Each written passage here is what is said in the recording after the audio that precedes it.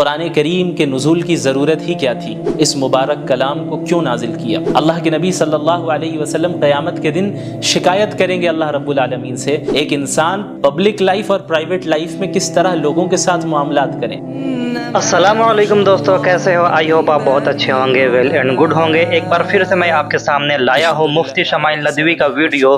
قرآن اور رمضان کے بارے میں کچھ بولنے والے، کچھ بتانے والے ہیں، تو ان کا ویڈیو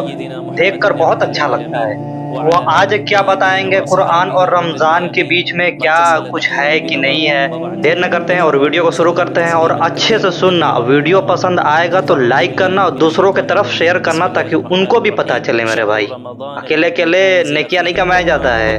چلو دیر نہ کرتے اسٹارٹ کرتے ہیں۔ الحمدللہ علی احسانہ والشکر له علی توفیقہ وامتنانہ، وصلی اللہ وسلم علی خاتم النبیین وامام المرسلین سیدنا محمد بن عبد اللہ الامین وعلى آله الطيبين وأصحابه الغر الميامين، ما اتصلت عين بنظر ووعت أذن بخبر، وسلم تسليما كثيرا كثيرا، أما بعد فأعوذ بالله من الشيطان الرجيم، بسم الله الرحمن الرحيم، شهر رمضان الذي أنزل فيه القرآن هدى للناس وبينات من الهدى والفرقان، صدق الله العظيم۔ سب سے پہلے میں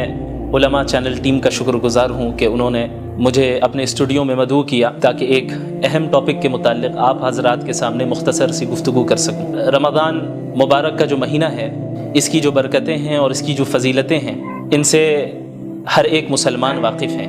آپ صلی اللہ علیہ وسلم کی احادیث اور اس سے پہلے خود قرآن کریم میں اس مبارک مہینے کی فضیلتوں کو بیان کیا گیا ہے۔ جہاں اس مبارک مہینے کی مختلف فضیلتیں ہیں، انہی میں سے ایک خاص فضیلت اس مہینے کو جو حاصل ہے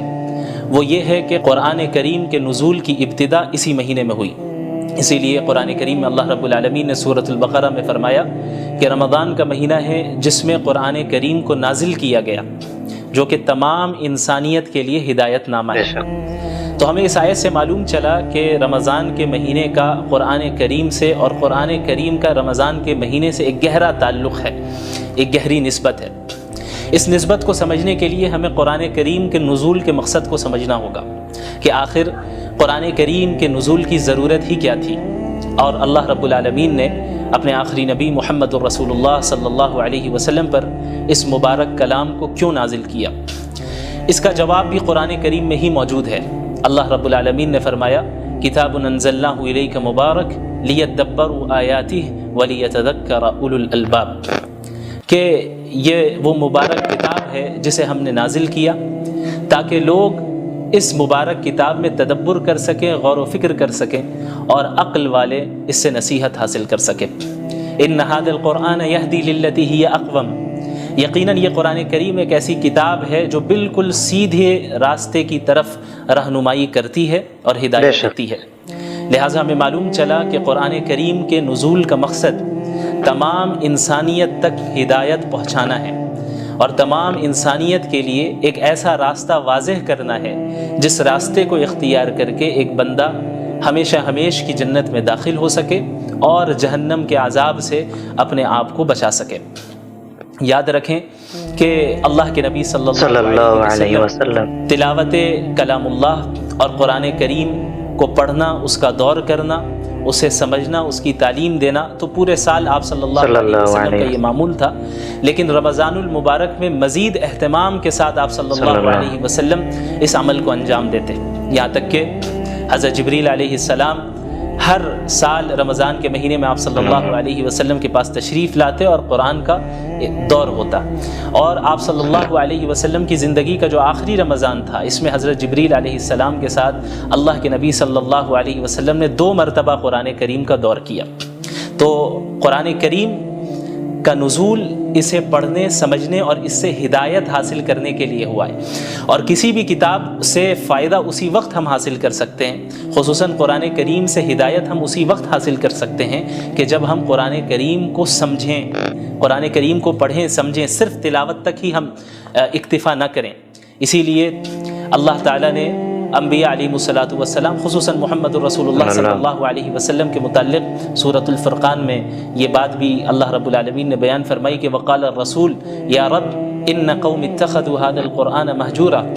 اللہ کے نبی صلی اللہ علیہ وسلم قیامت کے دن شکایت کریں گے اللہ رب العالمین سے کہ یا اللہ اے میرے رب، میری قوم نے قرآن کریم کو چھوڑ دیا۔ ظاہر ہے کہ کوئی بھی مسلمان یہ نہیں چاہے گا کہ اللہ کے نبی صلی اللہ علیہ وسلم اس کے متعلق اللہ رب العالمین سے شکایت کرے۔ لہٰذا ہر مسلمان پر لازم ہے کہ قرآن کریم کے جو حقوق ہیں ان حقوق کی ادائیگی کرے۔ وہ حقوق کیا ہیں؟ مختصراً میں بیان کر دوں کہ علماء کرام نے قرآن کریم کے تقریباً 6 حقوق بیان کیے ہیں۔ سب سے پہلا حق تو یہ ہے کہ پورے قرآن کریم پر ایمان لانا کہ اللہ رب العالمین نے اس کلام کو نازل کیا ہے، اس کے الفاظ بھی اللہ کے ہیں، اس کے معنی بھی اللہ کے ہیں، اور اس میں کسی بشر کے کلام کا کوئی دخل نہیں، کسی مخلوق کے کلام کا کوئی دخل نہیں۔ سورۃ الفاتحہ سے لے کے سورۃ الناس تک ایک ایک آیت بلکہ ایک ایک حرف اللہ رب العالمین کی جانب سے نازل کردہ ہے، اور اس کی اتباع کرنا قیامت تک کے لوگوں کے لیے واجب ہے، ضروری ہے، اور اس سے انحراف اختیار کر کے کوئی بھی شخص کامیابی حاصل نہیں کر سکتا۔ قرآن کریم کا دوسرا حق ہے اس کی تعظیم کرنا، کہ چونکہ یہ ایک مقدس کتاب ہے، یہ اللہ کا کلام ہے، یہ کسی عام انسان کا کلام نہیں ہے، کسی مخلوق کا کلام نہیں ہے، یہ اللہ رب العالمین کے ڈیوائن ورڈز ہیں، یہ اللہ رب العالمین کے الفاظ ہیں، اس کے معنی ہیں، اور اس کی طرف سے نازل کردہ کلام ہے۔ لہٰذا اس کلام کی اس طرح تعظیم کی جائے جس طرح تعظیم کرنا رسول اللہ صلی اللہ علیہ وسلم نے ہمیں سکھایا ہے۔ اسی طرح قرآن کریم کا جو تیسرا حق ہے وہ قرآن کریم کی تلاوت کرنا ہے، چاہے قرآنی آیتوں کا مطلب سمجھ میں آ رہا ہو یا نہ آ رہا ہو۔ یہ ایک مستقل عبادت ہے، اور یہ ایک مستقل قرآن کریم کا حق ہے کہ ہم قرآن کریم کی تلاوت کریں، جیسا کہ قرآن کریم میں اللہ رب العالمین نے انبیاء علیہ الصلاۃ والسلام کی بعثت کے مقاصد کا ذکر کیا، رسول اللہ صلی اللہ علیہ وسلم کی بعثت کے مقاصد کا ذکر کیا، تو وہاں پہ اللہ کے نبی صلی اللہ علیہ وسلم کے متعلق اللہ نے فرمایا یتلو علیہم آیاتہ، کہ وہ قرآن کریم کی آیتوں کو تلاوت کر کے سناتے ہیں، اس کی تعلیم بھی دیتے ہیں اور اس کی تلاوت بھی کرتے ہیں۔ تو تعلیم کو الگ ذکر کیا گیا اور تلاوت کو الگ سے ذکر کیا گیا، جس سے معلوم چلتا ہے کہ قرآن کریم کی تلاوت کرنا، چاہے وہ سمجھ میں آئے یا نہ آئے، یہ ایک مستقل عبادت اور یہ قرآن کریم کا ایک مستقل حق ہے۔ اسی طریقے سے قرآن کریم کا جو چوتھا حق ہے اور بہت اہم حق ہے وہ ہے قرآن کریم کو سمجھنا، کیونکہ قرآن کریم کا نزول محض تلاوت کے لیے نہیں ہوا، قرآن کریم کا نزول محض رقیہ کرنے کے لیے نہیں ہوا، قرآن کریم کا جو نزول ہوا ہے وہ اس میں تدبر کرنے کے لیے ہوا ہے، جیسا کہ اللہ نے فرمایا کتاب انزلناہ الیک مبارک لیدبروا آیاتہ، کہ ہم نے اس مبارک کتاب کو آپ پر نازل ہی اس لیے کیا ہے تاکہ لوگ اس میں تدبر کریں، غور و فکر کریں۔ لہٰذا یہ ہر مسلمان کی ذمہ داری ہے کہ اپنے رب کے کلام کو سمجھیں، سیکھیں، اور خصوصاً رمضان المبارک میں قرآن کو پڑھنے، اس کی تلاوت کرنے اور اس کو سمجھنے کا اہتمام کریں، کثرت کے ساتھ کریں، چونکہ اس مہینے کا قرآن کریم سے بڑا گہرا تعلق ہے۔ اسی طرح قرآن کریم کا جو چوتھا حق ہے وہ ہے قرآن کریم پر عمل کرنا، چونکہ دین اسلام محض ایک آئیڈیالوجی نہیں ہے، محض ایک فکر نہیں ہے، یا کوئی فلسفہ نہیں ہے کہ جسے کسی نے پیش کر دیا اور جس کا عملی زندگی سے کوئی تعلق نہیں ہے، بلکہ قرآن کریم ایک پریکٹیکل زندگی گزارنے کی ہدایت کرتا ہے اور اس میں رہنمائی کرتا ہے کہ ایک مسلمان اپنی زندگی کو کس طرح گزارے، ایک انسان اپنی جلوت کو اور اپنی خلوت کو کس طرح گزارے، پبلک لائف اور پرائیویٹ لائف میں کس طرح لوگوں کے ساتھ معاملات کریں، اس کا اللہ کے ساتھ کس طرح تعلق ہو، اس کا اپنے نفس کے ساتھ کس طرح تعلق ہو، ان ساری چیزوں کے متعلق قرآن کریم رہنمائی کرتا ہے۔ لہٰذا یہ ضروری ہے کہ ہم قرآن کے اس 5ویں حق کو بھی ادا کرے، جو کہ ہے قرآن کریم پر عمل کرنا، قرآن کریم پر عمل کرنا۔ اور جب ایک انسان قرآن کریم پر عمل کرے گا، اسی کے متعلق اللہ رب العالمین نے کامیابی اور نعمتوں کا وعدہ کیا ہے، جیسا کہ کئی جگہ آپ کو قرآن کریم میں اس کا ذکر ملے گا، ان الذین آمنوا وعملوا الصالحات، الذین آمنوا وعملوا الصالحات، جنہوں نے ایمان لایا اور جنہوں نے نیک اعمال کیے، یعنی قرآن کریم پر عمل کیا۔ لہٰذا عمل کرنا یہ قرآن کریم کا 5واں حق ہے اور بہت اہم حق ہے۔ اسی طرح قرآن کریم کا جو چھٹا حق ہے جو کہ علماء کرام نے بیان کیا ہے، اور یہ بھی بہت اہم ہے، ان حقوق میں سے ہر ایک حق اپنی جگہ پہ اہمیت کا حامل ہے اور ان سب کو ادا کرنا ضروری ہے۔ جو چھٹا حق ہے قرآن کریم کا وہ ہے اس قرآن کریم کی تبلیغ کرنا۔ یا ایھا الرسول بلغ ما انزل الیک من ربک، یہ حکم سب سے پہلے اللہ رب العالمین نے محمد رسول اللہ صلی اللہ علیہ وسلم کو دیا، اور محمد رسول اللہ صلی اللہ علیہ وسلم کے واسطے سے تمام امت مسلمہ کو دیا۔ اللہ رب العالمین نے فرمایا کہ اے رسول، آپ کے رب کی طرف سے جو کچھ آپ پر نازل ہو رہا ہے اس کی تبلیغ کریں، اسے دوسروں تک پہنچائے، کیونکہ دین اسلام محض کوئی نسلی مذہب نہیں ہے، جس طرح یہودیت ہے جو کہ ایک نسلی مذہب ہے۔ قرآن کریم اور دین اسلام اس طرح نہیں ہے۔ دین اسلام کا دروازہ تو ہر ایک کے لیے کھلا ہے، جو بھی ایمان قبول کر لے، جو بھی اسلام میں داخل ہو جائے، جو بھی قرآن کو سچا کلام مان لے، جو بھی صحیح عقائد اختیار کر لے، اعمال صالحہ کرے، اس کے لیے جنت کا وعدہ ہے، اس کے لیے اللہ کی نعمتوں کا وعدہ ہے۔ تو یہ جو امت ہے، امت مسلمہ، یہ امت دعوت ہے، جیسا کہ سورۃ البقرہ میں اللہ نے فرمایا کنتم خیر امت اخرجت للناس، کہ تم وہ امت ہو جسے تمام انسانوں کے لیے نکالا گیا، محض مسلمانوں کے لیے نہیں، محض مخصوص خاندان کے لیے نہیں، محض مخصوص علاقے والوں کے لیے نہیں، للناس اللہ نے فرمایا کہ تمام انسانیت کے لیے اللہ رب العالمین نے اس امت کو بھیجا ہے۔ تأمرون بالمعروف وتنہون عن المنکر، کہ تم انہیں نیکیوں کا حکم دو اور برائیوں سے روکو، وتؤمنون باللہ، اور تم ایک اللہ پر ایمان رکھو۔ لہٰذا قرآن کریم کا یہ چھٹا حق ہے کہ ہم قرآن کریم کی تبلیغ اور اس کی اشاعت کریں، تمام اقوام عالم تک قرآن کریم کے پیغام کو پہنچائیں اور اس فریضے کو ادا کریں جو فریضہ اللہ کے نبی صلی اللہ علیہ وسلم کو اللہ تعالیٰ نے دیا، اور اللہ تعالیٰ کے نبی صلی اللہ علیہ وسلم نے خصوصاً حجۃ الوداع کے موقع پہ امت مسلمہ کو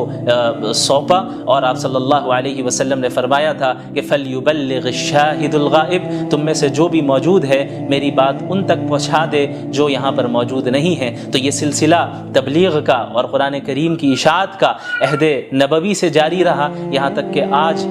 اس صدی میں بھی ہم تک اسی طرح قرآن کریم پہنچا، اپنی تمام تفصیلات کے ساتھ، تمام تفسیر کے ساتھ، تمام تشریح کے ساتھ، اور اب یہ ہماری ذمہ داری ہے کہ قیامت تک کے لوگوں کے لیے ہم اسے جاری رکھیں اور اس کے پیغام کو عام کریں۔ تو جب ہم قرآن کریم کے نزول کے حقیقی مقاصد کو سمجھیں گے اور قرآن کے حقوق کو سمجھیں گے تو قرآن کریم کے ساتھ وقت گزارنے میں بھی ہمیں لذت محسوس ہوگی۔ خصوصاً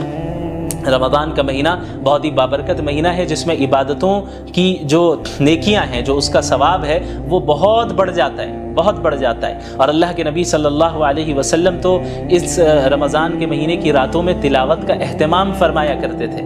نمازوں کی شکل میں، قیام اللیل کی شکل میں، تراویح کی شکل میں، تہجد کی شکل میں آپ صلی اللہ علیہ وسلم پڑھتے، صحابہ کرام پڑھتے، اور رمضان المبارک میں ہمارے سلف صالحین میں کتنے ایسے گزرے ہیں جنہوں نے کئی مرتبہ قرآن کریم کو ایک مہینے میں پڑھا، اور صرف پڑھا ہی نہیں بلکہ اس کو سمجھا، اس میں تدبر کیا، اس سے نصیحتیں حاصل کی، عبرتیں حاصل کی۔ لہٰذا ہماری یہ ذمہ داری ہے کہ رمضان المبارک کو ہم اس طرح گزاریں جس طریقے سے اللہ کے نبی صلی اللہ علیہ وسلم نے گزارا۔ یہاں تک کہ بعض سلف صالحین کے معمول کا ذکر ہوتا ہے کہ بڑے بڑے محدث جو پورے سال حدیث کا درس دیا کرتے تھے، جب رمضان المبارک کا مہینہ شروع ہوتا تو حدیث کے دروس، فقہ کے دروس، ساری چیزوں کو موقوف کر دیتے اور مکمل طور پہ اپنے آپ کو قرآن کریم کے درس، قرآن کریم کی تدریس کے ساتھ مشغول کر دیا کرتے ہیں، اس کو پڑھنے اور اس کو پڑھانے میں اپنے آپ کو مصروف رکھتے کہ چونکہ اس مبارک مہینے کا قرآن کریم سے بڑا گہرا تعلق ہے، لہٰذا اس مبارک مہینے میں ہم زیادہ سے زیادہ قرآن کریم کے ساتھ ہی وقت گزاریں گے۔ اللہ رب العالمین ہم سب کو ان باتوں پر عمل کرنے کی توفیق عطا فرمائے۔ وآخر دعوانا ان الحمد للہ رب العالمین، والسلام علیکم ورحمۃ اللہ وبرکاتہ۔ اللہ اکبر۔ اگر آپ یہاں تک ویڈیو کو دیکھے ہو تو بہت بہت شکریہ میرے بھائی، آپ کو رمضان اور قرآن کے بارے میں اچھے سے معلوم ہو گیا کہ کتنا ضروری ہے قرآن کو پڑھنا۔